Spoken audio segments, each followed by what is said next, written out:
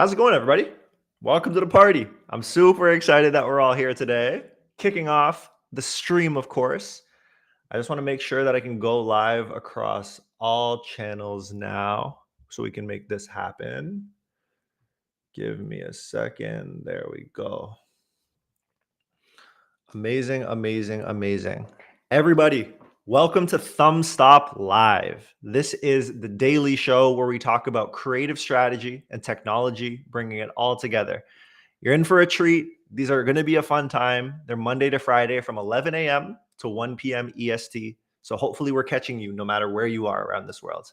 Now, why these are so interesting is because they are live and because they are daily, we're subject to the incoming changes that every single day brings.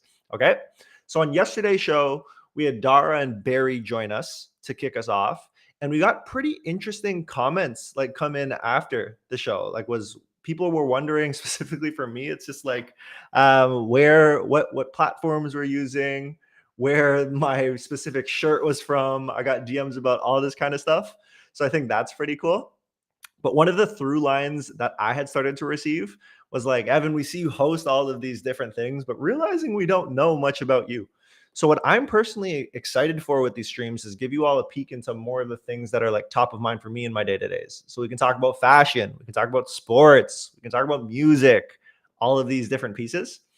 And then for today's session, we were supposed to have a couple legends in the game, but unfortunately, we're going to have to reschedule them to another time. So you don't want to miss out on those upcoming streams. And those two will be with Max Langlois from Hype 10. So it would all be about that agency story, starting from working at an agency to starting your own agency to starting a brand. And then Savannah Sanchez. So everyone, Savannah doesn't need an introduction. She'll be joining us for another session. So for today, I wanted to talk about a whole bunch of other things, in all honesty. So the first thing that I wanted to highlight is like, even though our regular scheduled guests won't be joining us, we come through with the heat. And later on in the show, and I want to say in about 20 minutes or so, we're going to have someone very special from the motion side join us. And that's going to be Trav the ad dad. Everybody knows Trav. Everybody sees what Trav posts every single day on LinkedIn and social media. He's going to really bless us on the B2B social game and like what we can start to do, thinking especially about the organic side and the paid side. Okay. But after that, what I would start to dive into was a couple different pieces that I've been seeing out in the world now. And I wanted to talk a bunch about like fashion and different brands of what they're trying to accomplish. So I found a couple different or seen a couple different things on social media talking about different brands like Amy Leon Dore, Polo Ralph Lauren, and all those different ones. And I want to just watch those videos together so we can get a feel of how we all think about it as a crew and how we're just viewing how the shifting landscape is, especially in the fashion game. But where I actually wanted to kick us off to start this session is that one of the big things that I'm hearing about is related to creative strategy. And some people are knocking on my door being like, Evan, all of this stuff is fantastic, but it's quite advanced in what we're looking to accomplish. We just want something that's super simple, making it easy as heck for everyone to be able to digest. So what I wanted to do today, actually, to kick us off, is I actually wanted to walk through the fundamentals of creative strategy so everyone's on the same page. So without further ado, what I wanted to do was go ahead and share my screen and walk everyone through this. Ready? Let's go! You know how it goes. We got this, y'all. Okay, so as I figure out some of my tech here and pull up the different options that I have, everybody, welcome to the party, of course. Like I said, because we have so many different types of audience members, which range across the board from people who are just beginning out to people who are on the UGC creation side to people who have been in the ad game forever, I just wanted to make sure we level set so everybody's on the same page. So what I wanted to talk about first and foremost was what is creative strategy and how everybody should go about conducting this in their day-to-days. When I'm talking about creative strategy, what I have to mention first and foremost here is actually relating to the creative itself. So creative in paid advertising has become the number one lever for success. You need amazing creative if you want to go ahead and hit your targets of new customer acquisition. But here's the thing, to make amazing creatives is a bit tough, in all honesty.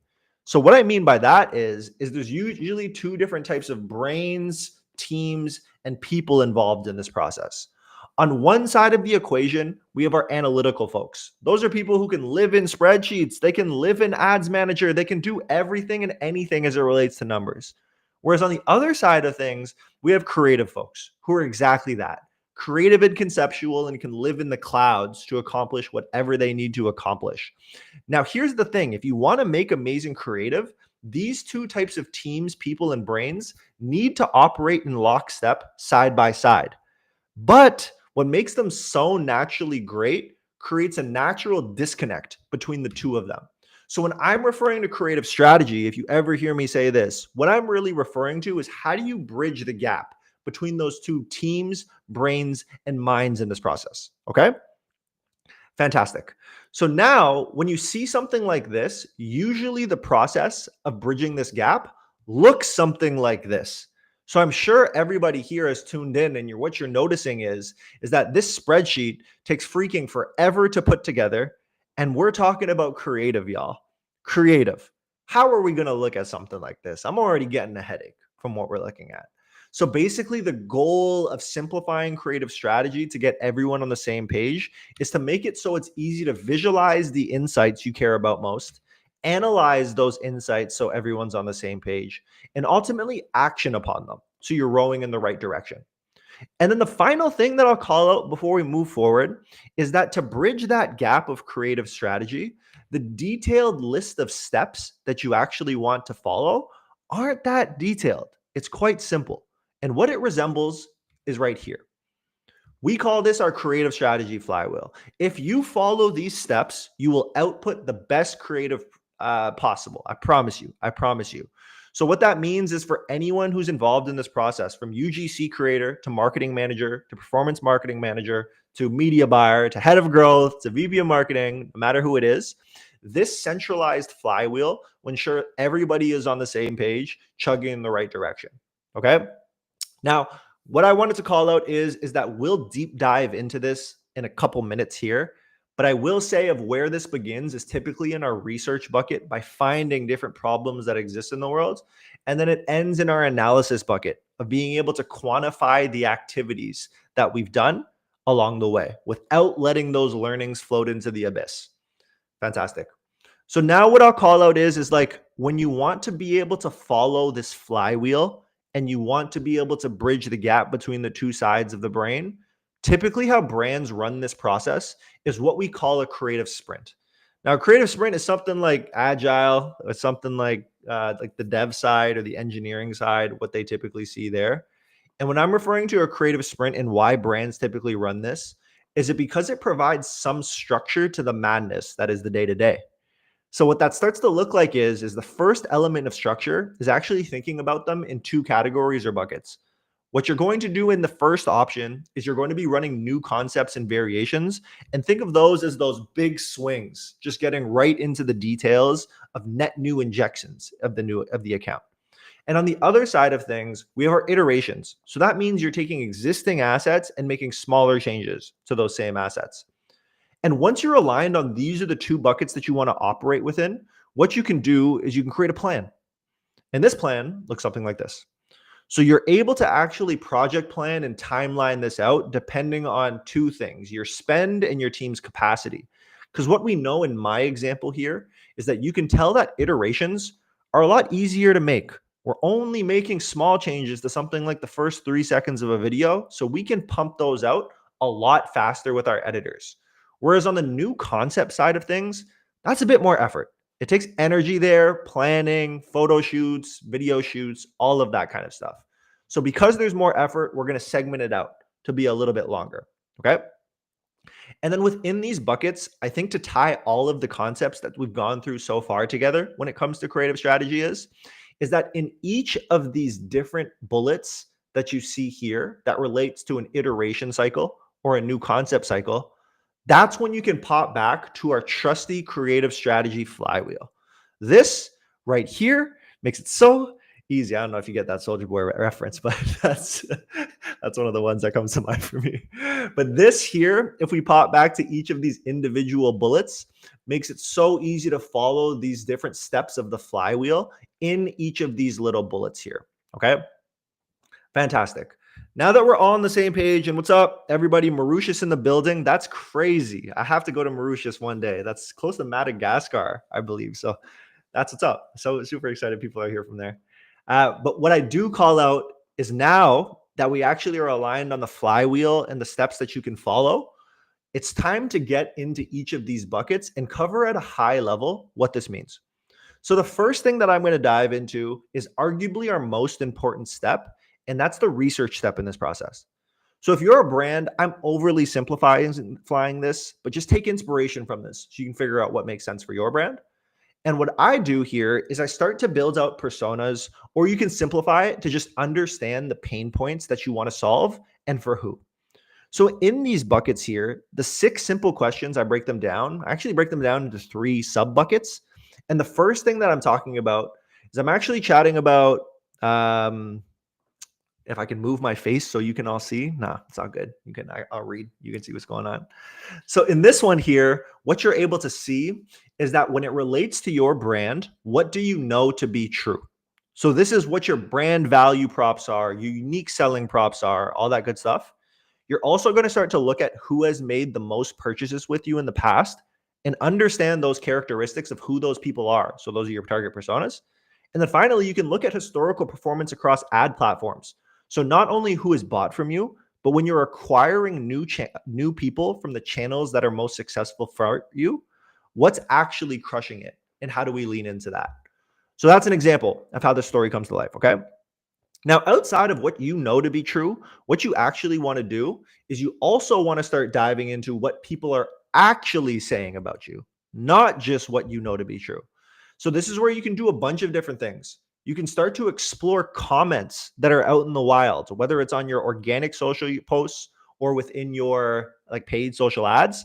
These comments are going to tell you a lot. You'll start to see things like, hey, I can't ship to Canada. And you're like, damn, do I have to adjust my targeting so we're not wasting money on where we can't ship? There's so many great nuggets that you can do there. The other piece you can start to dive into are your testimonials and your reviews. So whether that's on your website, Amazon, or Google, there's always gold in there. And where I recommend looking is look into your 5-star reviews and your 1-star reviews. Those extremes are always going to give you some fantastic hooks and headlines for your ads to make it all tie together. And then the final place that I'm going to recommend is actually going into your tagged posts. So whether it be on the IG side, the TikTok side, wherever you're getting mentioned, this is where your community is already capturing a look and feel that resonates with them. So get inspired by your own community, not just what you want to be able to post and push out to the world. So that's how you marry it all together. Okay. Fantastic, y'all. So after we wrap up the research phase, we then move to our ideation phase here. And the ideation phase is a good one. So what this is starting to do is it's starting to build out the unique look and feel of what you want to develop and further understanding your data of where you should focus. So when we start with the unique look and feel, what I like to call out is that you might want to get some competitor inspiration or just some brands that you aspire to be. So for me personally at Motion, we're a tech company. Of course, we have competitors, but who I'm looking at, it's like I'm looking at the Nikes of the world. I'm looking at brands that we all know and love. And what can we do to start replicating what they have? So in your worlds, what I recommend amongst your teams is something obvious. You can get a shared group chat going, send some ads or posts back and forth so you're capturing look and feels. You can also use a spreadsheet if you want to have specific brands labeled out and links to the different ads that you really liked.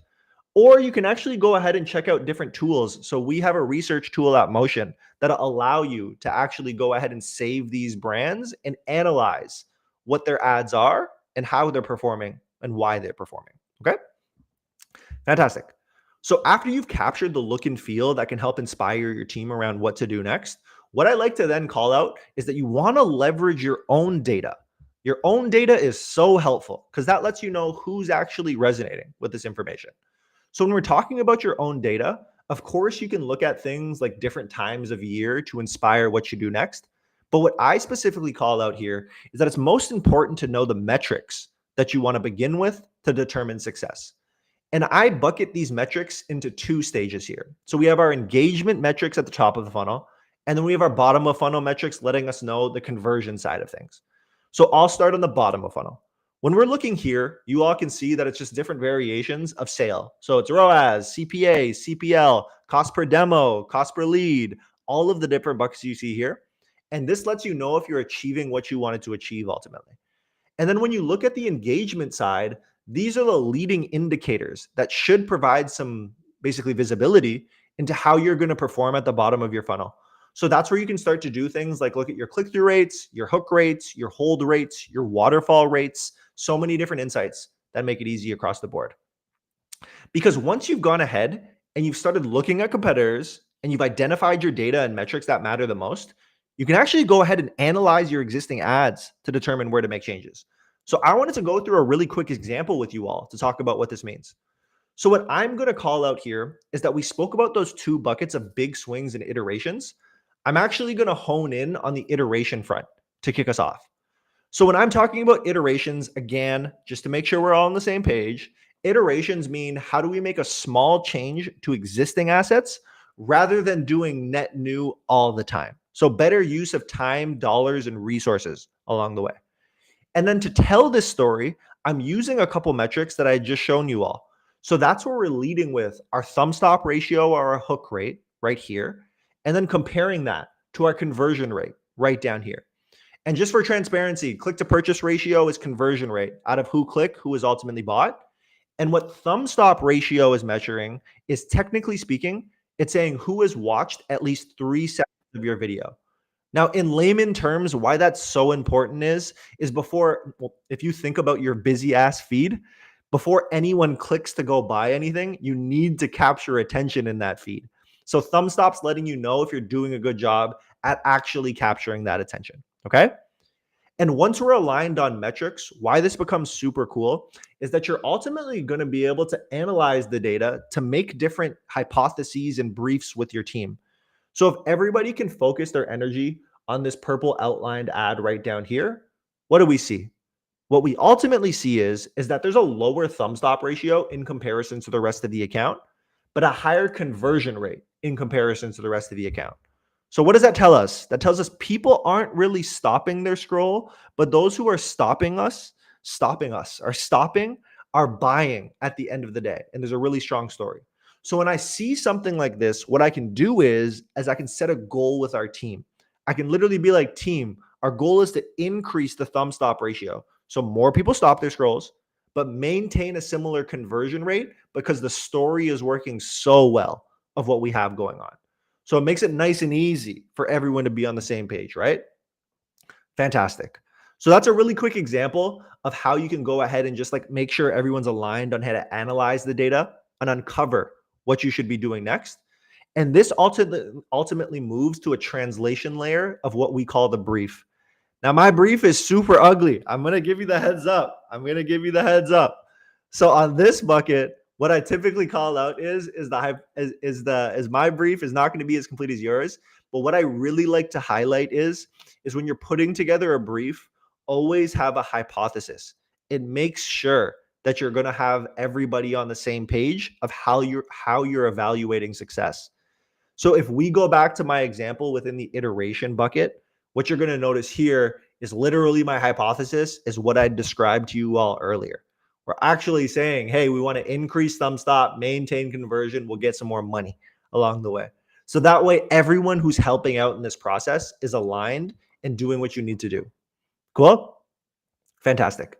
And I don't want to limit this just to the iteration front. Like you can also build hypotheses when you're building net new assets as well. You're just taking different data points. So what that means is if I want to do a net new asset, how I might do this is I might take data points from other places. So I might look into which products are performing the best. And the one that is scented with love, since it's a candle brand, is performing the best. And then I notice that videos are absolutely crushing it.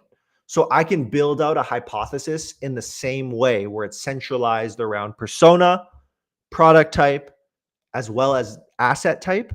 Makes it easy for everyone to be on the same page. Okay. Fantastic, y'all. So now we've built out those hypotheses and making sure everyone is aligned. The next step here, and I'm not doing this enough justice, I know we have people in the crowd who actually create this content. Big ups to you. You're the ones who carry us along the way. But in this step, this is where you're actually creating the content and then launching that content live into the ad accounts to start generating those dollars. Cool. Now, after this has gone live, and the length depends on your budget as well as your capacity, what I call out here is that we want to do our retrospectives to make sure we're not losing any of these learnings. We've put in so much freaking work along the way. We want to make sure that we take these learnings and apply them moving forward with our new assets. So what I will say in this analysis bucket here is let's go back to that iteration example I was talking to you all. And let's start to go to that scientific level where we're talking about validation of hypotheses and all this stuff. So in this bucket here, I want to call out 3 specific things, right? So the first thing is the validation of hypothesis. I literally just rewrite what I wrote earlier, right? Increase thumb stop, maintain conversion, bada bing, bada boom. The second thing that I want to call out are the creatives that we're analyzing. So if we look on the far right here, this is what we call our control group. It's the version of the creative that has been live and what we're testing against. We also have our V2, which is a thumbnail change, and we have our V3, which is a thumbnail and 3-second change. Now, once we have these all side by side, we can literally go through with the V2 and V3 and ultimately validate these hypotheses to be true or false. So in these buckets, what you can see in the V2 is that my thumbnail change has led to an increase in thumb stop ratio, but we're seeing conversion rate that's really dropped. So there's something clickbaity about what we have going on, and therefore it's false. I didn't achieve what I wanted to do. Whereas within our V3, which is the thumbnail and 3-second change, we're seeing exactly what we want to see, y'all. We're seeing that thumb stop ratio start to sky up while maintaining that similar conversion rate to watch the money keep flowing. So that leads us to a true statement. And once we're in the spot, it makes it easy because once we know we validated it to be true, what we're able to say is we can literally be like, for the next round, if we go back to that schedule, for the next round, let's just make some small changes again. They seem to be working for us. Let's do our thing. Nice and easy. But everybody, I'm not naive. Come on, we know this about me. I'm kind of smart. I'd like to think so. Well, maybe not, honestly, compared to you all. Basically, what I call out is this is an absolutely best case scenario. This rarely happens. You might get like 3 winners in a month if you're lucky, right? So the question becomes, what do you do?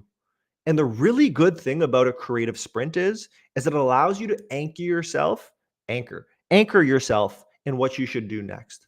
So what that means is in addition to tracking your performance, you can start to look for additional creative analysis opportunities that inform what you can do next. So let's assume that both of those iteration validations were false and I didn't have a winner on my hands. Instead of banging my head against the wall and making more and more changes to my first 3 seconds, what I can actually do is I can look for new opportunities. So that's where I'm starting to say, hey, creators, what's going on over there? In my example, you all will see that I have my trusty transformers at the bottom, but of course you're going to have who you're going to have. And what I want to validate is if I invest in a particular creator or influencer, would that provide me with more dollars? So in my case, I might look at someone like Bumblebee right down here. They're providing an extremely strong return on my investment, but we're not actually spending a ton, and we want to make more creative with Bumblebee along the way. So that's another example of how you can run a net new sprint in addition to just those smaller changes, okay? Amazing. The main reason I covered this is like I spoke about at the beginning, Motion is the home of creative strategy, and these ThumbstopLive sessions are all going to be about how can we maximize the opportunity within creative strategy, as well as just tech in general. So if I was to recommend anywhere to start, where I'd recommend to start is by building out a hypothesis before you want to build a creative, and then validate that hypothesis after it's been live. So everybody's on the same page, okay?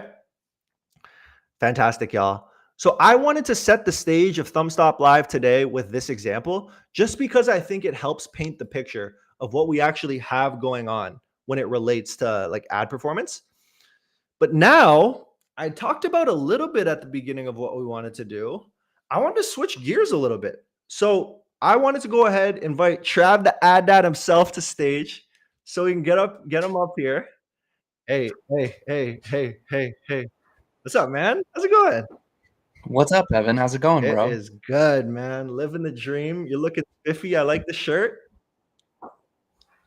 You know, I've just seen how you dress for some of these, and I'm like, I can't be looking like AI slop out here. I got to step my game up. If we're going to be talking about paid and organic socials, then the fit's got to be The on point. slot, man. Everybody, for those of you who don't know, Trav's a killer. Trav's a killer. You see motion all over your timeline, that's for sure. And Trav does his thing. But Trav, I'm wondering if you can just give the people just a quick high level on like yourself, your career up until this point. Maybe we can get into some of the details later. Absolutely. Yeah. So, hey, everyone. Travis here from the Motion team. And I've been with Evan and Reza and James and just this amazing squad for about a year and a half now. And my specialization has really been in just creating entertaining social media content, specifically when it comes to like organic video content, and trying to stand out in a crowded space with something that's gonna stop somebody in their scroll and be like, "What the heck is going on? What is this guy doing?" Because so many people are like over inundated with content. There's so much of it. I've tried to break through the noise, especially on platforms like LinkedIn and YouTube. And I've been doing it for the last 8 years in the B2B space. And yeah, it's been super fun to have joined this e-commerce and D2C world because it's so fascinating how fast everything moves. And yeah, man, your stream yesterday with Barry and Yeah. Dara was Oh, awesome. man. So super This is fun. awesome. This is off, Trav. I feel like you said something in there that's so cool. You've built an expertise in 8 years of work getting to this point. Like you're doing the thing. We have a lot of people who are probably tuning in that are just starting out or just trying to find their way in this game, right?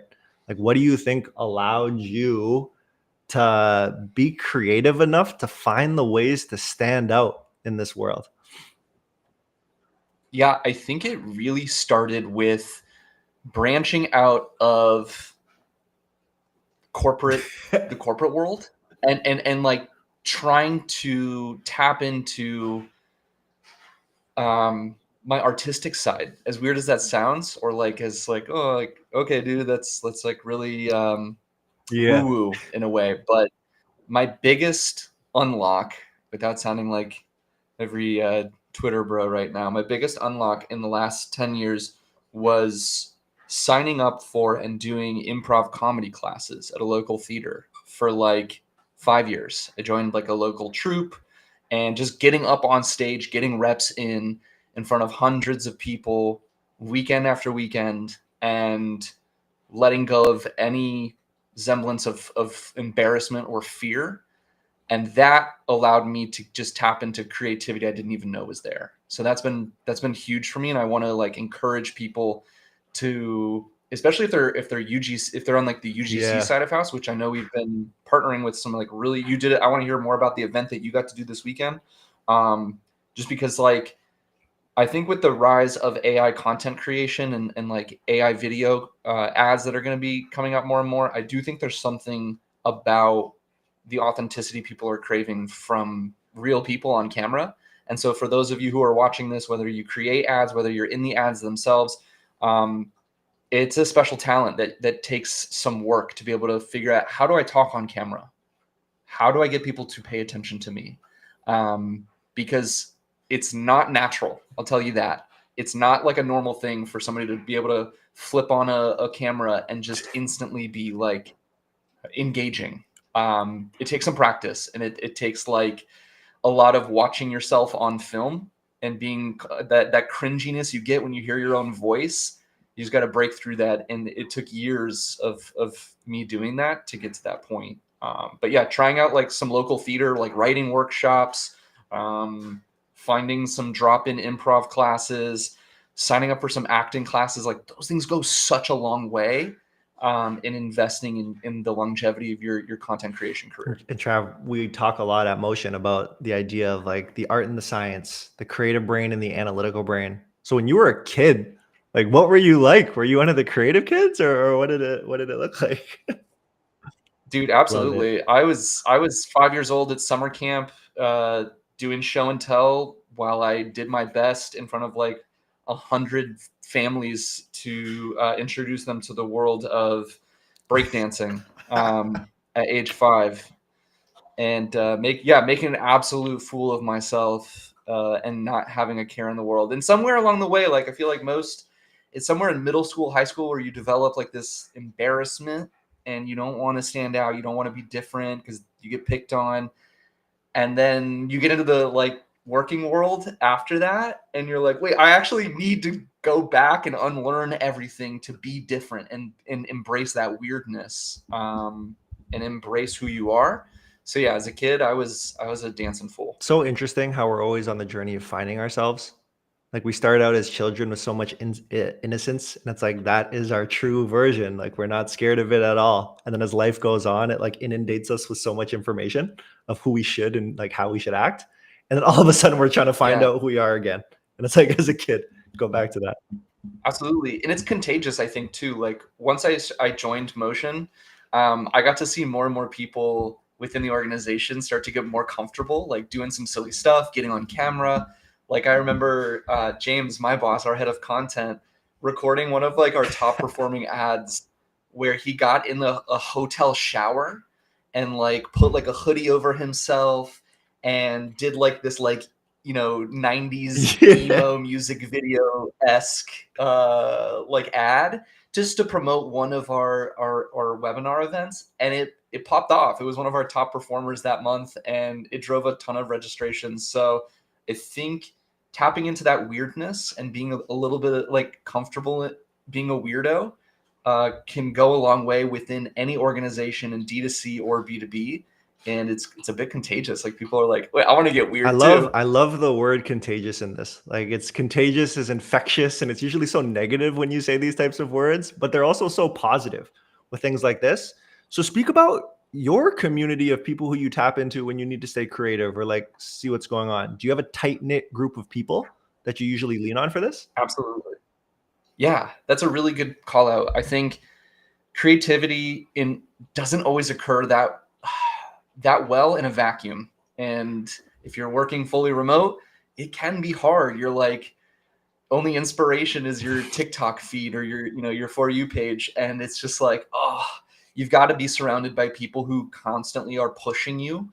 And if you're able to meet up with them in person, it's even better. So over the last couple of years, I've been fortunate enough to like make the most of going to Mm. in-person events like post COVID and just meeting up with people, exchanging phone numbers, getting into some fun WhatsApp chat groups, and just like being a human and just trying to make some friends in the like creator community.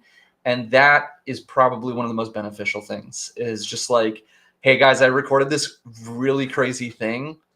Am I going to get canceled for this? And you just send it in the WhatsApp group. And most times they're like, yeah, but bro, we got your back. Like, go for it. And ends up being like something that really stands out for brands. I've been listening a lot to marketing operators, and even yesterday in the conversation with Dara and Barry, it's just like so much of our efforts get lost in attribution and just trying to prove like this converted someone. And it's like there's so much value in top of funnel content. And I'm glad that Motion understands that. And we've got some like absolute killers within the marketing team to create that top of funnel stuff. And it really stems from like, I think being around other people. Like some of the best brands doing this have some fantastic comedy duos, and things just happen when you surround yourself with the community of like-minded creators. I think of like True Classic. Mm. They've got a great comedy duo that they've hired to and brought in-house, and I've seen some of those behind the scene videos of True Classic's CEO working with them and coming up with concepts. And it's just so cool to see that. ClickUp is another great example, hiring a comedy duo to like really take things off. Motion's got a comedy duo with Kyle Weber and Anthony Yeah. DeLuca. So there's something to be said about bringing in the comedy duo. And I think it's something we're going to see more and more this year and into next year. And to speak to our audience members who might just be starting out, in their careers or like figuring out to find their lane in this space, how, like, what are the steps to build a community for them? So it's just like, how can they get involved in the community? How can they build a tight knit circle? What would you recommend? I think it's knowing that you're not just showing up to be like some performative version of yourself. And I think a lot of people get caught up with posting and ghosting and forgetting the social part of social networking is you've got to go into the DMs, you've got to message people, you've got to not have ulterior motives and just be like, I just want to be your friend. Like, can we hop on a Zoom call? I really try to make an effort of doing that at least once a week with somebody I've never met before. Yeah, that's right. Thumbs up. Of like getting on a call, having a chat, and just being like, tell me about your world, tell me about your life. What are you working on that you're excited about? I usually do have a little bit of like a written agenda of questions I Nice. want to ask, but I do this with other social media managers about once a week or at least every other week. And like last week, I got to chat with the social media manager over at Beehive, which is a great company. And shout out to Bella on the social team there. She's been doing some great work with Tyler and the rest of the Beehive team. But that all started from me just being like, hey, I hope this isn't weird, but I really like the work you do and I show it to my team all the time. Can we hop on a chat and like a Zoom conference and just like talk for an hour? Here's my calendar link, like book anytime in the next month or two. And it's really cool to do that. I would say that's a great place to start. Is just saying like, I'm looking for a friend. I love your work. I just want to chat. I know you're probably busy, but would mean a lot to me if I could just like steal 30 minutes of your time in the next month to get some mentoring and learn from you. They say shoot or shoot. Gotta keep shooting. Gotta keep shooting. Right. Yeah, man. And staying humble too, I think is a big part of it. So that would be like another tip I have for people is just like, as soon as you start to get some clout or some excitement, just remembering that like, you know, we're all in it together and you don't have everything figured out. And bringing some humility to the table, I think, is something I want to encourage everyone 100%. to keep doing when they're building their career around that. 100%. Like we talk again with creative strategy, it's all about ad creative that scales. But I think one of the things that scales, no matter what it is, ad creative, relationships, work, it's like authenticity. It's like when I hear you talk about this, you're really saying like be your authentic self, even if it's a little weird, embrace that because that's what's going to scale and give you longevity.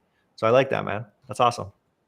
Yeah, I think it connects really well with what we hear from a lot of our motion, like live event speakers too, like Savannah and Barry talking about like how do you create stuff that blends into the feed because so many of us have this internal kind of like warning system of if it feels like an ad while we're in the middle of scrolling through an entertaining platform, we're going to scroll past it, and that's like the worst thing that can happen for any creative strategist is to be ignored. And blending into the feed means spending time, like what Dara and Barry talked about yesterday, like studying organic content and like, oh, this like you can sort by like Target's TikTok page of like their highest, you know, most popular videos and just go down the feed and start to see like, what's the emotion that was captured here? I love how you guys talked about that yesterday. What looks the most natural?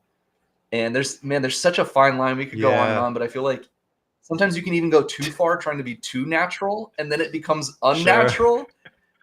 And so, yeah, there's this line about being authentic. But being authentic comes from vulnerability and being okay with maybe being, like we talked about, being weird, you know, or being made fun of and like just owning it. Yeah. I think this is a good segue to just like your role in the day-to-day. Because we talked about blending into the feeds. Just for context, because I know we have a lot of like D2C marketers who are here as like a B2B social media manager. Like what's the goal of your job? How are you thinking about where you can make an impact? Great question. And man, I think about that all the time. It feels like it's constantly like shifting. One of the things that my job is to do is ensure we have brand recall as much as we can. And people's attention spans are so short and they may not remember, they're not going to remember every ad. They're not going to remember every piece of content that came your way, but being able to have positive associations with a brand via being able to recall something that brought them joy. You introduced me as like the ad dad. Like that was just a stupid idea I had while taking the trash out one day. And I looked down at my shoes and I was wearing like these really dorky dad shoes. And I was like, wouldn't the ad dad be funny? And it doesn't even need to make a lot of sense. And so, yeah, so my job is to like create brand recall and figure out ways to do that on a regular basis with content that it becomes like I want to become everyone's favorite follow. Maybe not everyone's favorite follow, but I want to become the favorite follow for a lot of people. And every time you see my face or the Motion logo pop up in your feed, you're like, whoa, hold on, let me see what they got to say. And it's worth your while. You get a chuckle, maybe you learn something new, but it didn't feel like they were just like, pitch slapping you or blending into the noise with a lukewarm take that you didn't need in your life that day. So yeah, my job is to create brand recall and figure out ways to do that on a very regular basis. Awesome. Now, I think this is a lot of, because one of the comments I saw pop in from YouTube were just like, talk about TikTok ads and meta ads for e-commerce stores. And I think the really cool thing is like, we're not talking about e-commerce necessarily in your world, but everything about making sure your brand is top of mind is so important. So I want to continue down that organic train a little bit while we kick off.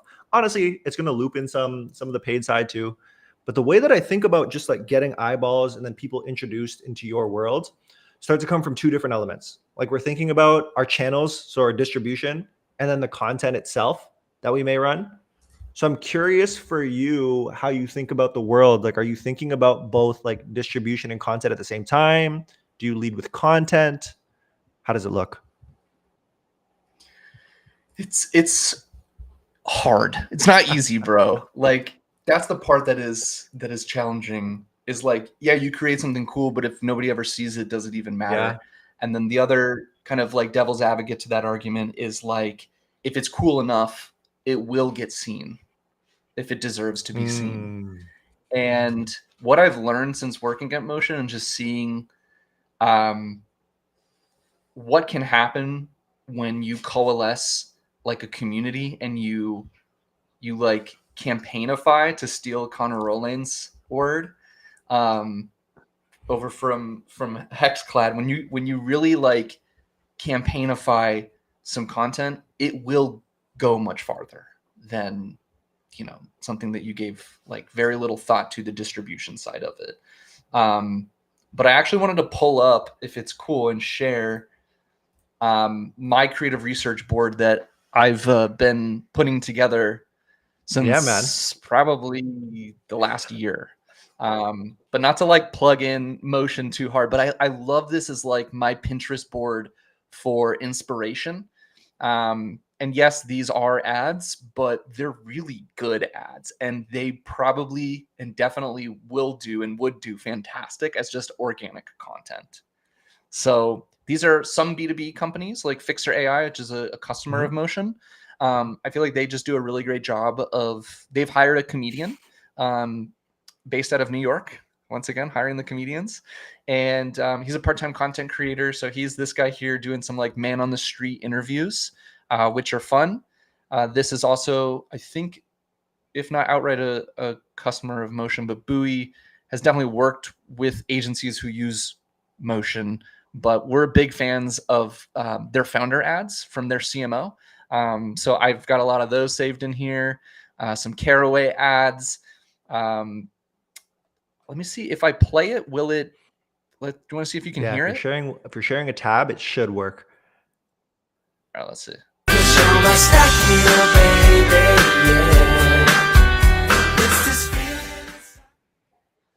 All right, so this was Bumblebee Seafoods ran this ad. They did a whole campaign with BB Mac to like really give a little throwback.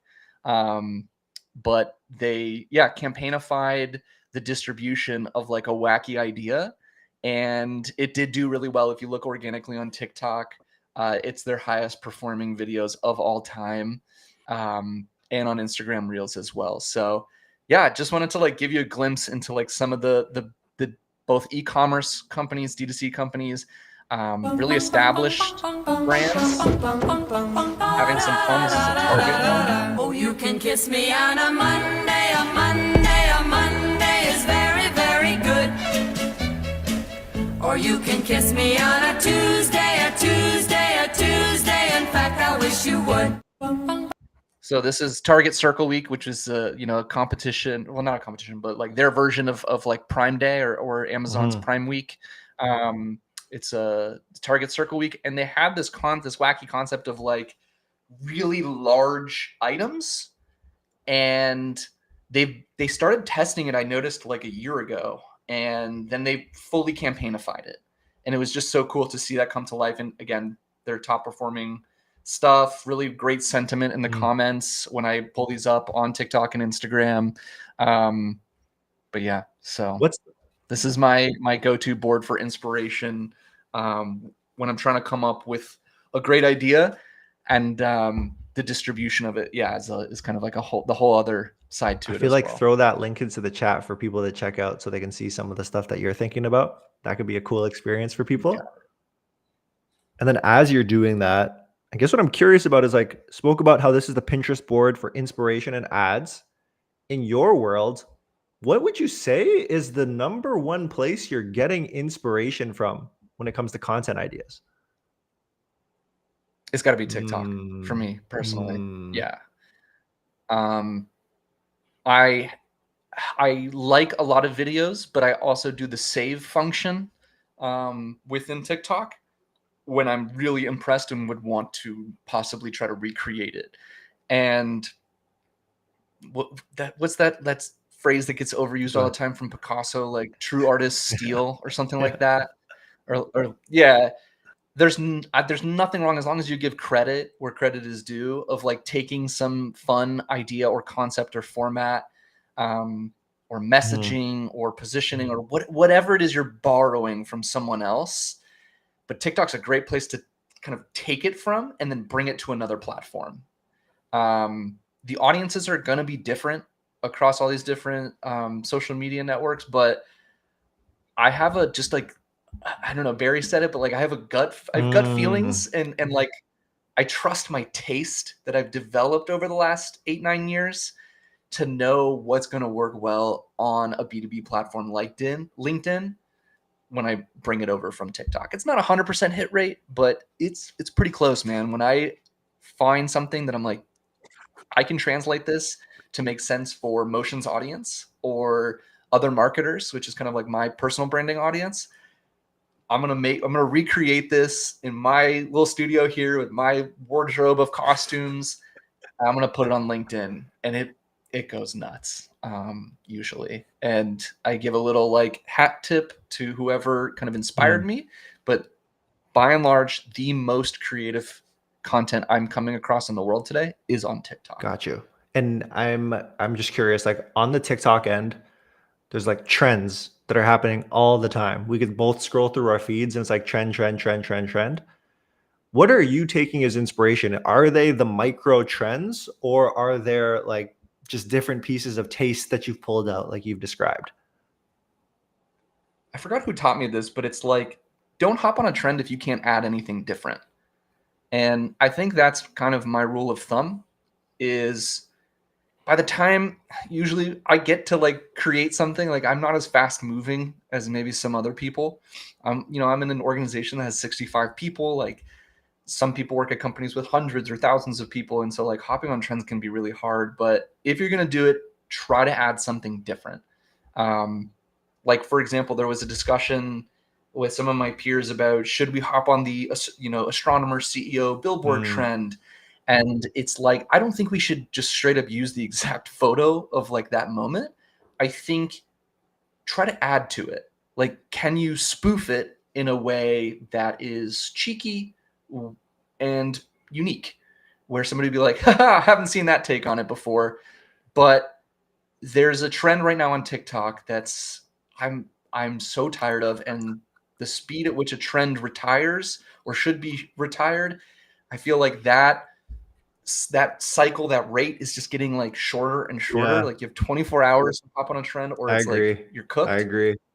And I think it's the, I don't know if you've heard it. I don't know how much time you spend on holiday or on TikTok, but it's like the JetBlue or Jet2 holiday, and it's like some commercial for I think some British or Australian, like it's this trend where like you take footage of a really bad moment that happened on a vacation, and it could be like somebody falling over, somebody like getting hurt, somebody accidentally Sure. like breaking something, yeah, getting super sick on like a cruise ship or whatever. And it's like, this is your Jet2 holiday, 2-for-1 sale. And it's just like, I don't want to watch That's any more so of those. funny. That's so So yeah, funny. my rule of thumb is like, if you can't add anything unique to the trend, just it'll be over before you Yeah. know it. There are like, I think, ways to borrow trendy things from like a platform that maybe have a longer shelf Mhm. life, and then bringing them over to other platforms where maybe like they're a little bit more delayed. So if the trend started on TikTok and then a day later it's on Instagram, and anyone over the age of 35 is now aware of it, and then maybe it takes a couple days and then it's like on, Twitter, and then it's on LinkedIn. I like to take sometimes like songs or like a remix of a moment. So like I'll give you an example. I won an award for, this isn't me plugging myself, but I won like a little award for like B2B social media. Okay. And they were like, hey, like make an announcement that you won this award. So I was like, okay, sure. Like it's me and like 29 other social media managers. So I want to try to stand out. A lot of people took like really nice selfies and stuff. And I was like, no. I've been seeing Justin Bieber crash out videos on TikTok for the last like 2 weeks. And he does this. There was this line where it was like, it's not clocking to you that I'm out here standing on business. And like, everybody's like, what's this guy talking about? Like, out of context, it made like no sense. He was frustrated with paparazzi. That was the original clip. And I was like, somebody made a remix. They took that soundbite of Justin Bieber and then made a song, like really, really great, like EDM version of that soundbite. And then there were music videos of a bunch of people like dancing to that. And it hadn't quite reached LinkedIn yet. And I was like, I'm going to recreate this really funny music video these Love guys it. made, but I'm going to make it for my announcement, my post. So I think there's ways, I tell that really silly story and long story to just, there's unique ways to capture moments, even if the trend isn't trendy anymore, and to like transpose it for other purposes. I really like, the last thing I'll add here is like what Dara said is like, what's the emotion that made you feel, and like zeroing in on that, and then maybe put my addition, but put your own unique twist on whatever that trend is, to elevate it. So many good things in there. Like just being up on culture, first of all. So like Justin Bieber just dropped his album, and then like the paparazzi incident. So everything being all included into one. Just knowing what's going on in TikTok and making it all come together. What I've been thinking about recently, so one of the trends that I get on TikTok all the time right now is the one that's like, I woke up in a new Bugatti, and then the people are just getting pulled, right? And like I've just been thinking about like the adoption curve, right? Like there's early adopters, laggard adopters, and like you follow that version. But something I'm curious about is like, why do you think, or how do you think trends even start? Dude, I'm going to put on my tinfoil hat here. I was thinking about this the other day as I was like making myself lunch, and I was like, is it possible that like there's industry plants and they're just like, we know what we're doing, we're gonna make this go viral? But then I was like, no, because some of the stuff that goes, really and starts trending, I just can't fathom a world where somebody like thinks that up. Like so much of this just happens, and I believe that there's also like an unfortunate like side to what goes viral and stuff. But the more I learn about this industry, there is like a side to where there is like, click Yeah. farming that does Yeah. occur, where things will have a higher chance of going viral or trending if you've got a click farm that's like boosting it. And so if somebody's watching right now and is like, what is this guy talking about?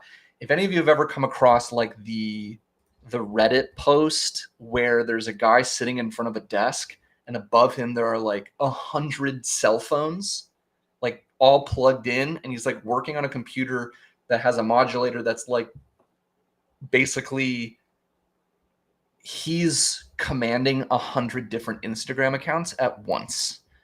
That stuff is real. It's not just happening in like Korea or like some, country where you're like, oh, that's happening in North America. Definitely it's happening where there are real companies built around creating viral moments. They're tricking the algorithm by having like hundreds or thousands of posts about a specific thing, and AI is only like making that. Like I saw NPR posted something on their TikTok yesterday where people are using AI avatars and just straight up ripping the audio off of somebody else's TikTok video, and then like it was somebody explaining a concept, and then they showed like 8 different AI avatars explaining the same concept with the same voice. It was like no editing done to the voice or anything. It was just like the same script. And I was like, whoa, that's wild. So there is some like, we made this go Interesting. happening. So that's my tinfoil take. That's my tinfoil hat take. I've never thought about it that deeply. Like the level that I've gotten to is like celebrity. So it's like celebrities can kick off a trend, and it's usually some version of like a product launcher or something like that. Or they're like quite laggard to it, and it's just like I'm at the end just hopping on. And I'm always curious of like when the herd mentality catches up right at the beginning. Like when is there enough distribution that like everyone sees it now? And what you're saying makes sense. Like the algo takes over. Like, can you hack the algo? Like, can we figure this out? This dude's trying to hack the algo. Yeah. So this is what I was referencing. If people are like, what was he talking about? Like click farms aren't real. And it's like, yeah, they are. And they're becoming more and more prevalent. And you don't necessarily even need a click farm like this much longer with like, this is like an analog one from a year ago. There are modulators that you can just build into a computer that would basically It's like sneaker do bots. the same thing for you. Like how people I don't know what that is. So basically back in the day when you wanted to buy like a fly pair of shoes that were just dropping, you'd have to line up like outside of the store, and the line would be like, I don't know, 4 blocks if it was something fire. Now, a lot of the drops, especially with Nike, well, honestly, like it's calmed down quite a bit, but in the height, it was really bad. Basically, they drop it on their Nike app, and what people started doing is they started building like sneaker bots that would buy the shoes instantaneously. And the people who would use sneaker bots are the resellers. So they'd buy like, I don't know, 10,000 sneaker bots to buy all the different sizes up instantly so no one could get them. And then they just start slanging them for more. So it's just like that kind of sucks. I know, but that's what I hear when you're talking about like the click farming that comes this way. So it's interesting how it's like every industry, depending on what it is, like technology can create a different experience for good or bad, you know? Yeah, absolutely. I think my big takeaway of like, how do I deal with this like existentially? Like this is my career. And for people who are like, yeah, this is like a lot to be up against. I think it comes back to you have to want it, and you have to show up consistently, like day 100%. after day, week after week, month after month, year after year. And you're like, you're playing the long game of like building an audience or building trust. And that is not gonna, like, viral moments can help push something for sure. I mean, we see it all the time, but I don't know. I view that as like a short-term solution. And I think if you're really in it to be like a brand of longevity, I think it's like what the philosophy when it comes to investing. It's like just stick it in a Roth IRA and let the market do its thing and don't touch it and just let it kind of steadily go. But you got to have some upfront capital, so it doesn't hurt like to do that. But yeah, there's something to say about consistency for sure. that. So Trav, let's talk to our B2B audience who might be here. So anyone who's B2B or working with a SaaS company or working with a B2B company, where the heck do they start if they want to start figuring out what social should look like for them? Yeah, I think it starts from the founder or the CEO who has a firm understanding of the importance and the value of social media. And if that isn't there, in my experience and like the experience of my peers, like it's just an uphill battle that usually doesn't end well. Where people are just like, yeah, so the foundation has to come from like all the way up. Yes, we believe in this. We know and like understand the value of this. That's the first part. The second part will be, I think, like making the right moves when it comes to who to bring in-house and maybe some like great agency partners as well to like elevate and like bring a level, like a size that you maybe can't get from one individual. And like we've seen that here at Motion be like super helpful for us is like get the right butts in the right seats, but then empower them and don't just expect them to do it all on their own. Like, do they need an agency partner to help with a specific platform? Is there somebody they know in their network who has expertise about that platform, maybe that this other individual doesn't necessarily have, but the person we hired could be like a very good like internal person who executes on these, and helps like champion and communicate what the company is going after to this agency. Because so many times a B2B company might be like, hey, we're going to hire this social media agency. It's going to be great. And they put you in a Asana board and then good luck. It's like, yeah, not much happens after that. It's like there needs to be a really firm partnership between the person on the inside, like a social media manager like me, or a head of content or a head of partnerships like you, who's communicating on a consistent basis with the agency. So a bi-weekly sync to get some of that content and those concepts extrapolated out of the brains and out of the internal huddles and meetings that are happening, and then put into the agency's hands to then be like, okay, I get it. That may not make sense to like the vast audience. So I'm going to help like dilute this a little bit to make it higher level, right? Like, so for example, somebody's like, what are you talking about, Trav, here? So we are a creative analytics platform, and we have an ICP of growth marketers and creatives and designers and media buyers and CMOs. And a story that you articulate all the time and you articulated earlier on in this live stream was Motion was built to help bridge the communication gap between what the media buyers are doing and the performance marketers and what the creatives are being briefed on to actually create.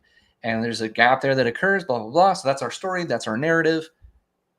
Okay, now how do we like communicate that on a regular basis on social media? And then you're like, oh, we'll create a meme. Okay, cool. But then your meme is too niche and nobody gets it. So there's like a delicate art to like designing the right message and testing it and seeing what goes and what works well. But yeah, like one of the ones that we put together that worked really well on your page was this idea of like having some fun with like the concept of A/B testing. And that a lot of times media buyers are like, I'm going to A/B test this ad versus this ad. And you're like looking at it and there's no difference. And I just remember scrolling one day on Instagram and seeing SpongeBob holding up 2 slices of cheese. And it was a meme for something completely unrelated to what I'm discussing right now. And I was like, this would be funny if it was like marketers trying to A/B test. And it was like ad 1, ad 2. And he's just holding up like 2 like pieces of cheese for his Krabby Patty.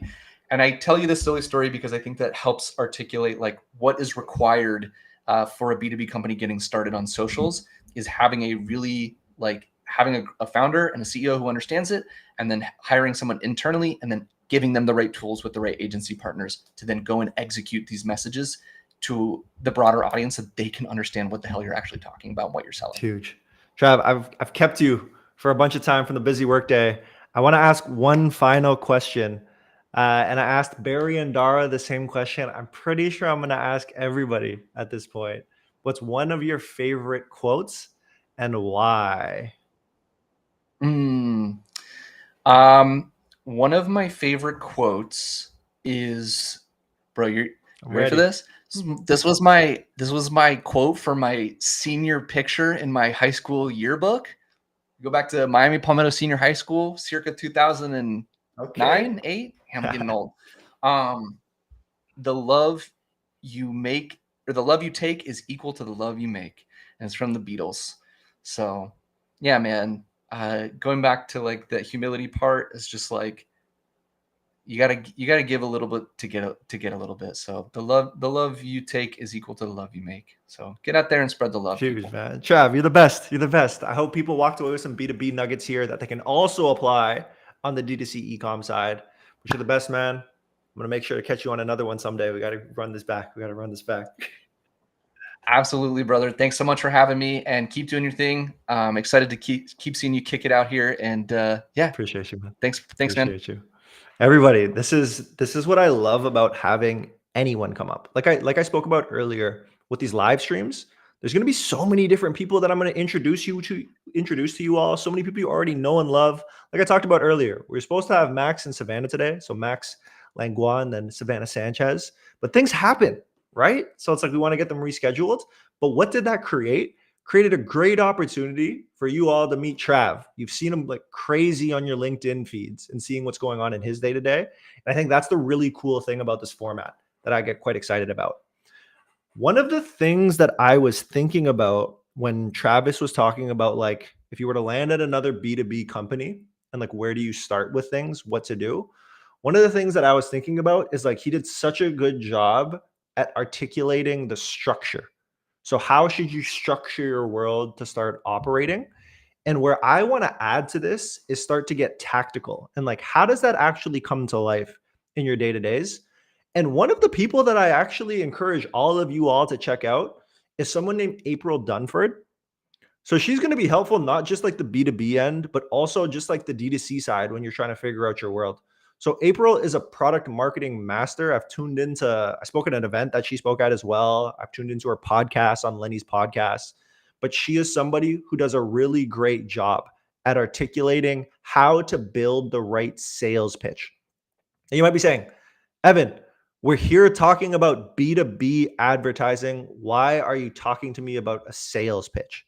So why I bring this up is because April's sales pitch, what that does, it allows you to anchor yourself in what do you actually want to solve. So here's what I mean. So when I think of a company's success, I traditionally think about it at 3 separate layers. The highest level layer is the problem you're solving or the environment you operate within. The second layer down is the product you have that solves the problem. And then the third layer down is the team that you might have. Now, why I emphasize these 3 layers is that in the most extreme case, your product might be kind of bad and your team might kind of be bad. But if you're solving the right problem, you are going to feel a tailwind like no tomorrow. And what April allows you to do, April's process allows you to do, it allows you to understand if you're solving a high priority problem. And if so, what's the right way to think about it? So she has all of these different steps that you can follow, and I'm probably going to butcher this, but basically the way that it starts is like, okay, what is the situation happening in the world right now? So it's just like, if we're talking about motion, what's happening is like people are using spreadsheets and people are using like Google Data Studio or something, or Looker Studio, something like that. And then in a perfect world, so after you've like outlined this world of what's happening right now, what's the problem that you solve? Well, we want to make sure that like it's not just Google Data Studio and an Excel sheet that your teams are using, because it doesn't allow them to move quickly. So being able to actually dive into how you solve that is a little bit better. And then in a perfect world, what do you want to be able to say? So in a perfect world, it's literally like, hey, My product, in our case of motion, will make sure that the team sit side by side and you make more money. If you are an apparel brand, in a perfect world, you might make somebody feel great and take more Instagram pictures or something like that. But nailing an understanding of the problem you're solving will help impact the type of content you put out into the world. So that gets a little bit more tactical when I start thinking about those steps. And then finally, once you've aligned on the way that you want to present content and the problems that you're solving, the way that I start to think about it gets quite interesting here. So this is where I go back to channels or formats and then the content itself. So this, for me, stems back to understanding who your target audience is. And because I'm assuming we're talking to B2B marketers who are with us, the big thing that I think about is that our target audience at Motion is very different than a different company like QuickBooks or a PandaDoc or a Jobber, whatever it might be, right? And based on that persona of who you're going after, number one, what do they need to learn? And number two, how can you then teach them that? Because I think one of the really cool things about marketers and anyone who might be tuning into this stream, it's like, you have to stay at the bleeding edge. Like that's a requirement of your job. If you're not, you're going to fall behind.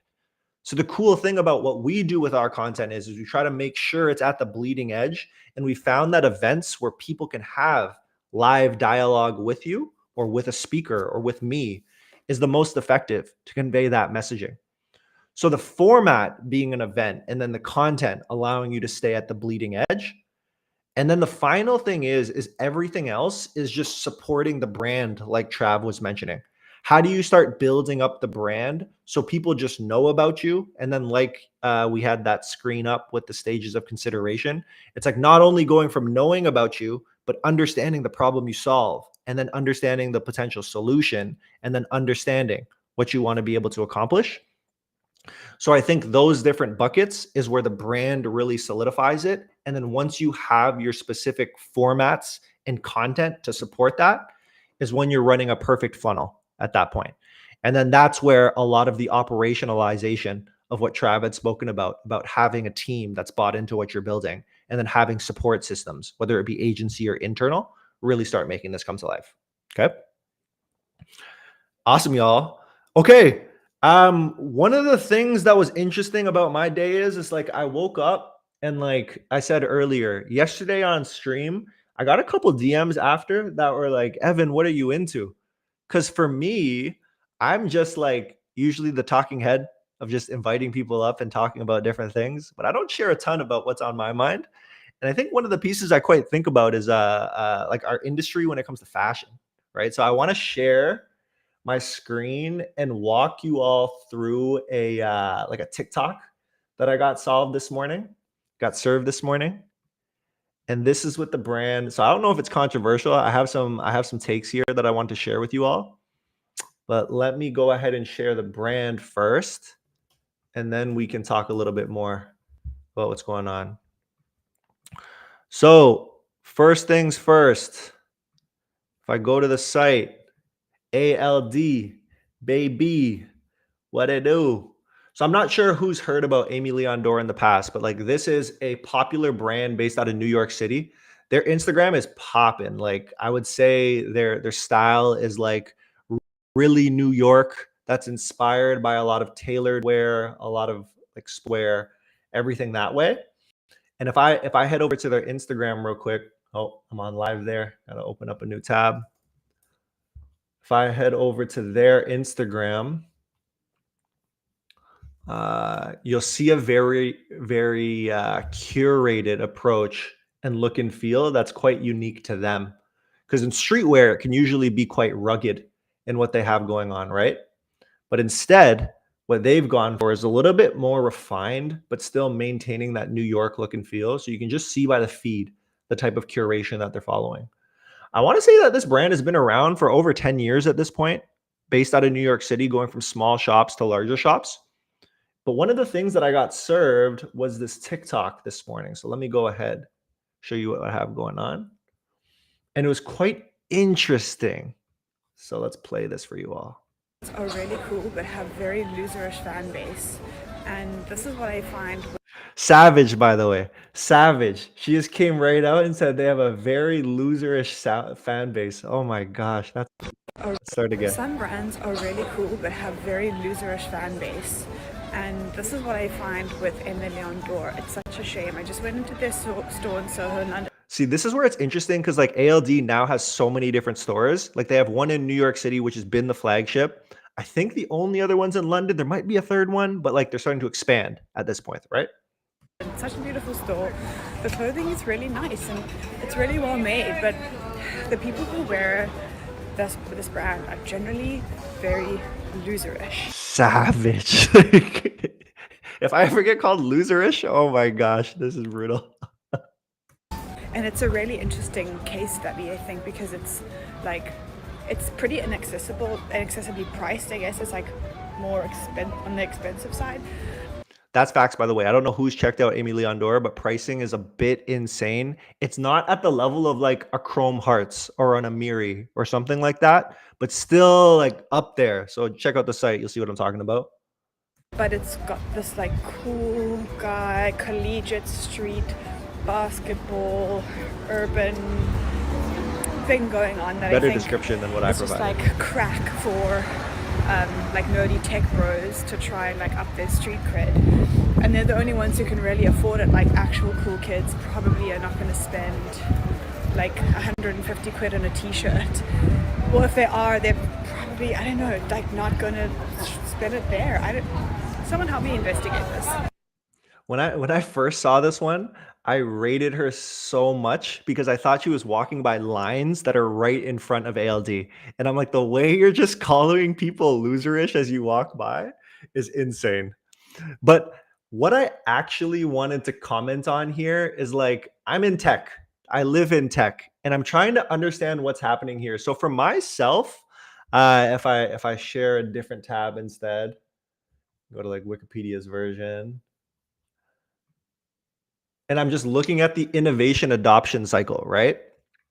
So myself, I've been an Amy Leon Dore fan for quite a while. Like I want to say why I said 20, it's been around for 10 years or potentially more. It's like I went to the store when it was a hole in the wall and a couple t-shirts were hanging up. And like that was super cool to me, right?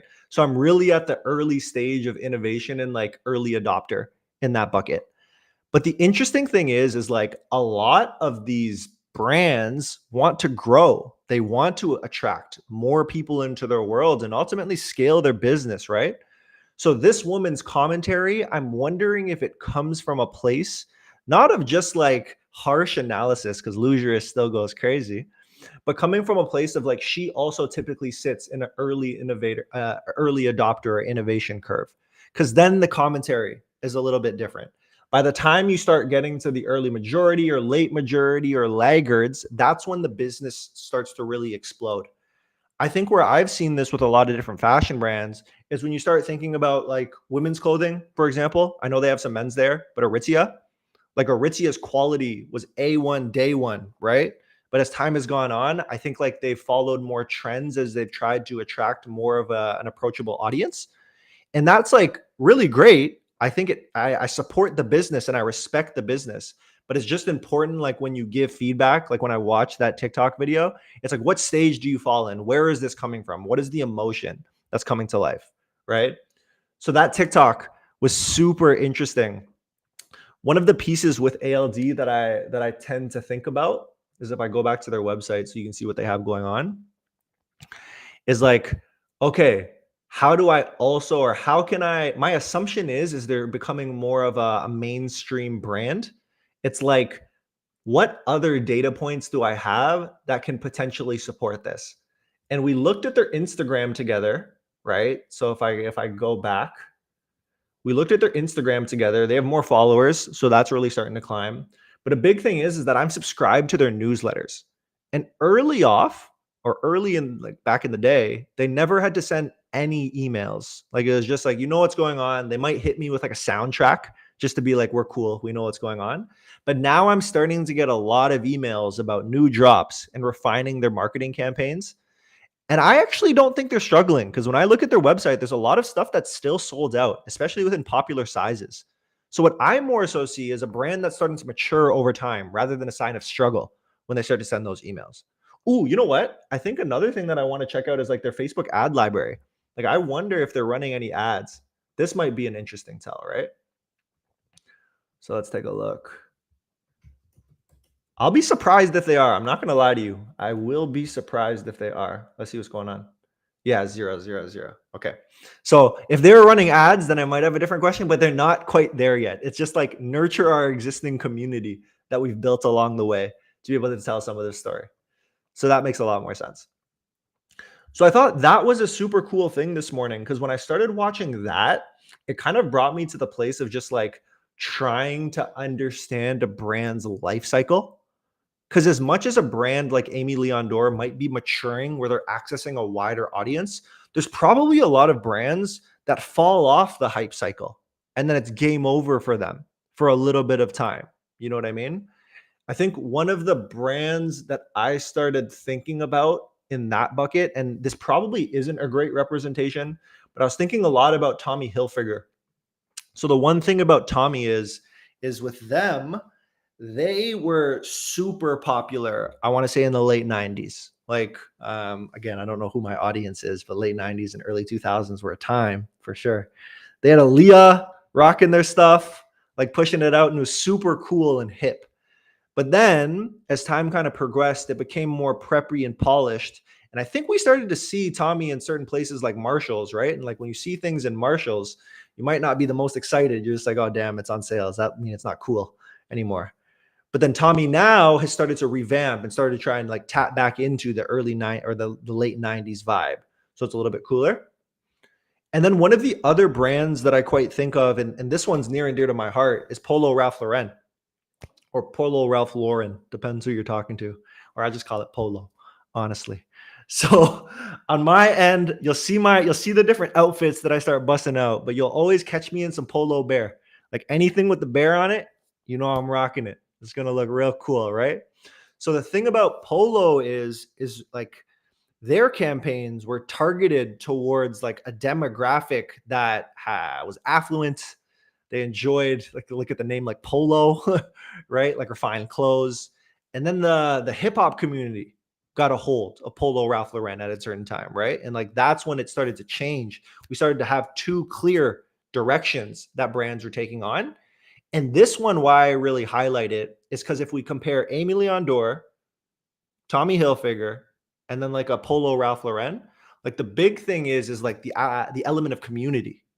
So when a community starts to take over in this brand naturally, rather than forced by the brand itself, I think that's when you start to see that longevity. And one of the things that I was trying to pull up was just the idea of like, where do we see this happening most? And I actually found this older video that I want to watch with you all. I think it's like 7 years old or something like that. Because we have around 40 minutes left that I want to be on the stream. And it's a video, if I share my screen really quick, that's talking about, it's called horsepower. On this Polo one, I got horsepower. There we go. So basically talking about hip hop's impact on Polo Ralph Lauren and like what that's meant, how has that changed over time? And this is just the community and grassroots process rather than like the brand even wanting to be associated with it, which I think provides a lot of that longevity. So I just wanted to check some of this out, watch it together, and then see if there's any things that we can pull from the learnings. Okay, so let's dive into it. Play clothes, and then it's colonizers' play clothes. Sav. And then all of a sudden, all these black kids got them, and they run around making records and shit. And the irony is great. Polo is a great sort of metaphor for like the American dream. Like whose dream is this, right? This is what I don't know if people support Complex like that. I guess I haven't been in touch with a long time, but interested to see how this goes. The American dream wears. To take our minds from the hood to even think bigger. You can become whoever you want to be by dressing the part. The slang at the time was, yo, keep it real, keep it real. And I was like, yo, I can't keep it no more realer than this. Get on the train, I see niggas getting flipped. Don't have a polo boost, oh my God. Blue tops, yellow tops, red tops, you know, everybody had their choice of whatever crack they smoke. See, this is like a different version of when I'm talking about community building. I would almost assume, and we'll see what the documentary says, but like literally the brand itself, Polo Ralph Lauren, I wonder if they even wanted to be associated with this. They're kind of like keep me a little bit away from it at that point. So I don't know if we'll watch this whole thing, but I'm just curious to see how this starts to evolve. When it came to crackheads, that's how lowlifes felt about that Polo. Let's say we got to $350, $400 million a year. Polo is doing $4 billion a year. This is number 44. Costs as much as some people's rents. They would drive up to Atlanta and go and steal a whole bunch of shit and come back to the projects, and my grandma buy all that shit. To this day, it's polo drawers, polo socks. Man, come on, man. This is not, I didn't know I was doing this in. I'm not gonna lie, I have Polo boxers, so those are my go-tos too. But I think big thing that I call out with like this type of stuff is just like even now, as we've seen this curve, because this video is 7 years old, like it's not like it's relevant anymore. Could be again, like it's the culture still exists, but it's like as time has gone on, I know for a fact that Polo has embraced this. Like if you go to certain areas around the world, the amount of vintage Polo that exists that people can buy is insane. Like go to Tokyo, Japan. Like just they have dedicated specialty shops that are dedicated to like vintage Polo. And it's absolutely nuts. Absolutely nuts. Interview today? I didn't know I was doing this interview. 2 Chainz is crazy.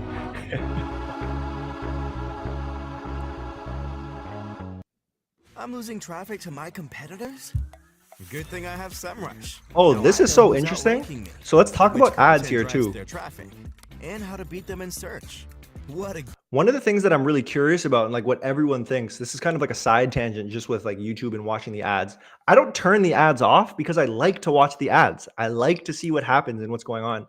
But one of the things that I've been thinking about is like with a SEMrush or an SEM rush, I was listening to a podcast. I don't exactly remember which one. But in this world of AI, where it's just serving us different insights, like who's the SEMrush of AI?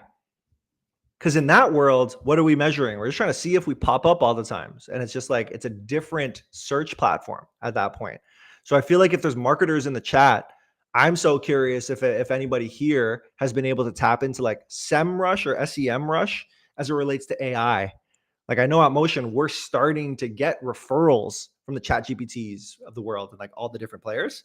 But I'm always curious if we can get analytics into breaking down like how many eyeballs are we getting in the same way that, or what's the size of the potential audience in the same way that a SEM rush might do it. Very quick side tangent, but let's get back to it and see what the second ad is. Game changer. Try SEMrush competitor research for free.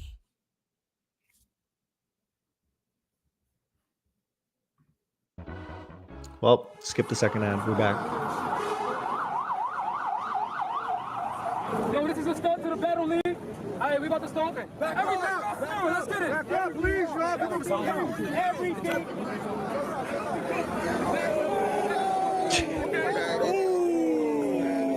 The appreciation is insane. Low goose on the duels, 2017. You know what I mean? Low goose is pretty much. Curious to know when people are watching the most. Started, you know what I mean? This is like So I might go ahead and forward to the most replayed section so we can check those out together. This was hectic up here. You couldn't walk up the block with no expensive leather like this, a Pele Pele or a Polo Goose or vest. Because somebody will knock your head off for this. Or they'll kill you for it. That's how that sounded back then, all the time.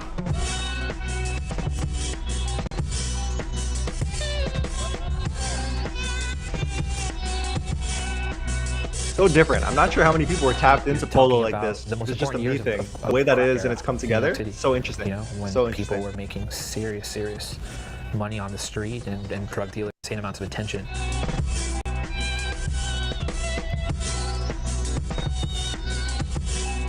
Check out what they're talking about later on. The most replayed sections.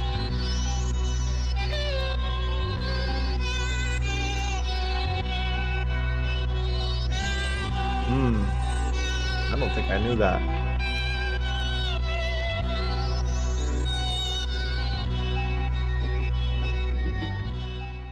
Ralph Lauren came from the trenches. He came from the suiting. Starting with the suiting, the fine tailoring, and the natural evolution into where we are today.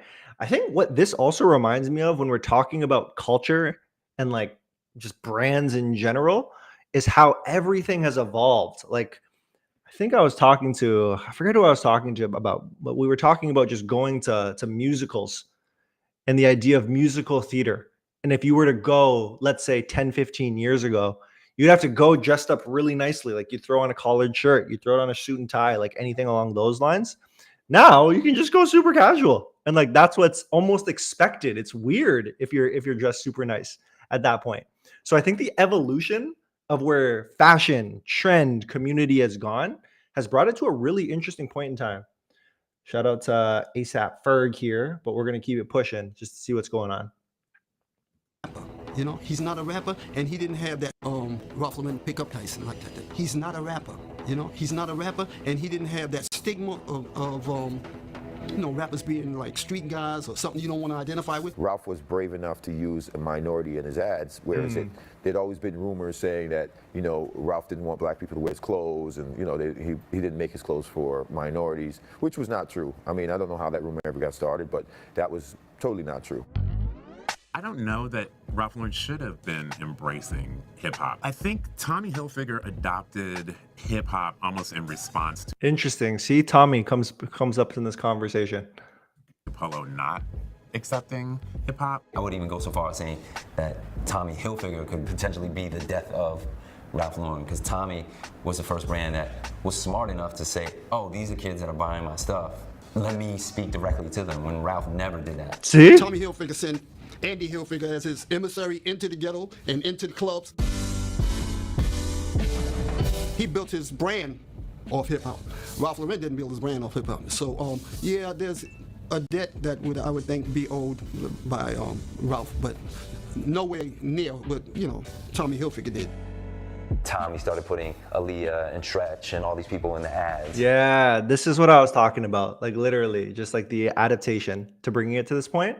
I am so curious now if we just like bring this back to the ad conversation. So I want to go ahead and share back to like ad library and see what type of ads people are running now.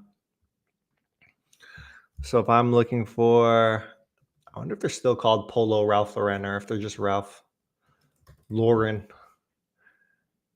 Nope, they might just be Ralph. Yeah, they dropped the Polo. See what we have going on here. The good old Polo Bear, telling you. But yeah, look and feel wise, so interesting. Everything, that's funny. Everything's so refined. And then the one version that you see here, it's so, I don't want to call them like legacy brands, but I want to say like brands that have more, that have been around for longer, like have such strict brand guidelines. And this is what we see. So I think one of the cool things about the D2C community is like, even though you might feel restricted, you often have a lot of room to play.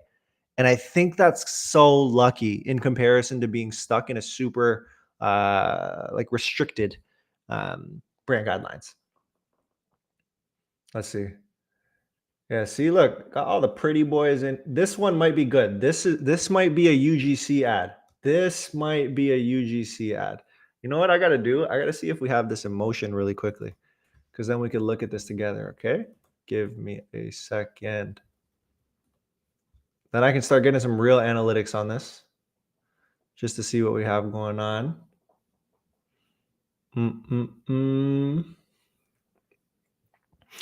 Yeah, I think I saw yesterday. It's so funny. David Herman had messaged me, or not messaged me. Geez, what am I saying? David Herman had put a tweet out online yesterday, and it was just like, "Oh, if anyone has any ad spy tools, like what's the best one that's out there right now?" And I kind of just jumped in. I was like, "Hey, Motion has it, and it's free. Like nothing. We don't charge for it or anything." And one of the interesting things was like he uses Motion for analytics, but didn't even know that it existed in this other world. So kind of going back, if I share my screen here, this is what Trav would have shown earlier. It's like we have all the Pinterest style variations that you can see. And then basically on the Intel side, I want to go look at a Ralph Lauren, for example. I don't know if you all say Ralph Lauren or Ralph Lauren, like what it is, but I will continue with my Polo Ralph Lauren and we start to tap in. So this is where I meant some of those analytics you can get some insights into. So you can see things like what is their mix, what is their landing pages they're driving people to, how long has something been live for, the basics at that point, right? So I guess what I'm curious about is we saw that what looked to be a UGC style ad, and I almost want to compare it with one of the clean cut pieces that they're running. Okay, this is just like a slideshow, essentially. Whenever I see slideshows, personally speaking, I always try to pack a little bit more into the first 3 seconds. So they've done a thing where they've done a slow cut for the first 1 second, then sped it up towards the end. It's almost like the more you can fit in, the better, especially with the intended consumer that they're going after, right? It's clearly a younger demographic that they're trying to tap into. So those quick cuts aren't actually bad. And I think they can actually maintain the look and feel that they want to maintain. So let's continue through. I think this is the variation with the funny face. Love that. Love that. Add some personality to it. But where is that version that looked to be a little bit more UGC style? Oh, these two. Wimbledon ready. We got a couple options. So let's see. Let's see what's here.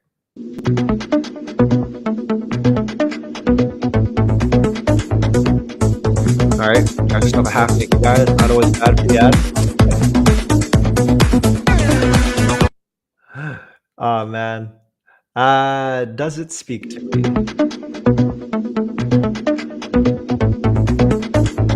I think the cool thing is what they wanted to achieve with this is not necessarily an ad, right? So when we talked about being able to blend in feeds, how can you make sure that something actually does blend in a feed? And then with this particular ad, you can literally see in the first 3 seconds, like what's going on there. You don't see the brand. And you really only see the brand in 2 ways. You see it, number one, when he flashes the bag. So it's funny, it's a suit bag, but it's a polo. But it's like he flashes the bag and you see the slight branding. You know that navy blue is so unique to polo. And then number 2, when he comes out with the horsey, and you see the horsey on there. So that's, you know, you can start to marry it together. So let's take a quick look at this again and think about it as if we're blending into the feed of something marrying together, okay? See that? 3 seconds, nothing yet. It's only there. After the hook, which is controversial, right? And then Polo has such a recognizable brand. I think we talked about Nike yesterday, and like they don't need to flex anything, right? Like no one has to come and say, what the hell's Nike? But same with Polo, right? So like Polo, really their big flex in this is just the white polo shirt. Like everyone knows the logo and they're tapped into what's going on there. So let's check out another one. So that was a men's version. This is a woman's version. Let's see if this is actually what I think it to be. I'm not convinced. I think it's going to be more refined, but let's see. Oh no, this is good.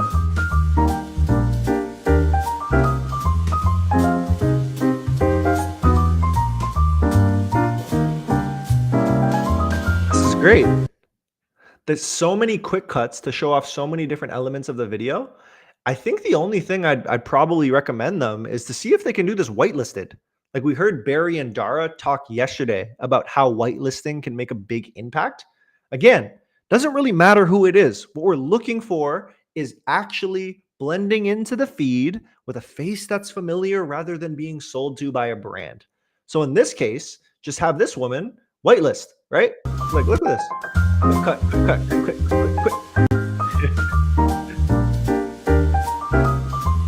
Pop a color, so there's some fashion in there. It's not all boring, speaking to the younger demographic. Tote bags are super in right now.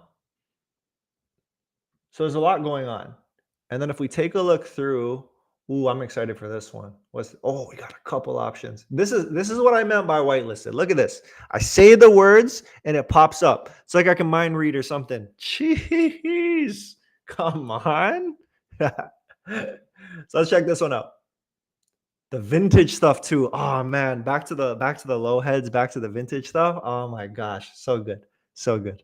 Ralph Lauren Vintage is unequivocally the best, but with such a rich history and deep catalog, it can be overwhelming. Ralph Lauren is making their history accessible on ralphlauren.com, where you can buy in-house, sourced, and certified vintage pieces, starting with the shirt that became an icon around the world, the polo shirt. Although not often in polos myself, upon reading Ralph Lauren's words about his intention in designing the polo, back in 1972 and exactly how he wants people to wear it, I must admit, I am more intrigued. Like anything good, Mr. Lauren intended his shirts to age with the wearer and get better with time. An icon of prep, and a shirt that transcends just about every other division in style, culture, and nationality. Now you can get access to some very intriguing deep cuts from the world of polo.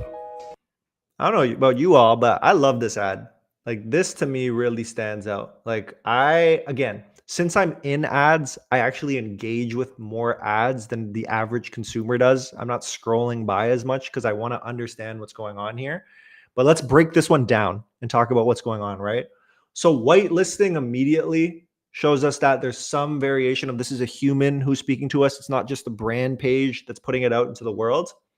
And then immediately upon like initial glance of what we can see here, he has like a cooler version of a polo on. I think they call this like a camp shirt or something like that, where it's a little bit more open, but it's something cooler. So it's just like not speaking to like stuffy polo, but it's speaking to like cooler variation on the vintage end. So right away, thumbnail gets you. Ralph Lauren Vintage is unequivocally the best. But The with best. such a rich history and deep catalog, it can be overwhelming. Ralph Lauren. So I think the really cool thing is like because it's a vintage section here, they're doing a really great job of speaking to people who know about the vintage side of things. So it's one thing to promote your new line, which they've gone more polished with, but I think what they're trying to attempt here is that they understand that there's a specific consumer, a specific type of consumer who likes the vintage line, and calling it out so upfront really makes it impactful to tell that story. I guess without watching it a second time, like what I'm curious to see is I want to bring the transcript up to see if there's like specific things we can see. We'll do that in a is second. making their history accessible at ralphlauren.com, where you can buy in-house sourced and certified vintage pieces, starting with the shirt that became So an it's just icon certified. around the world. The polo shirt. Although not often imposed myself upon reading Ralph Lauren's words about his intention in designing the polo back in 1972 and exactly how he wants people.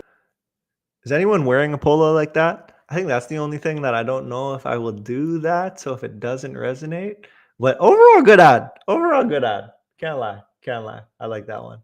Let's see what's going on with the BMX.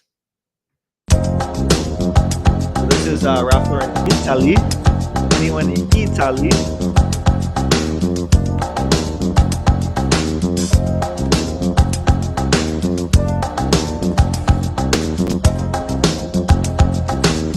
Oh, this looks so different than all the other ones, right? It's literally what's vibes in this one.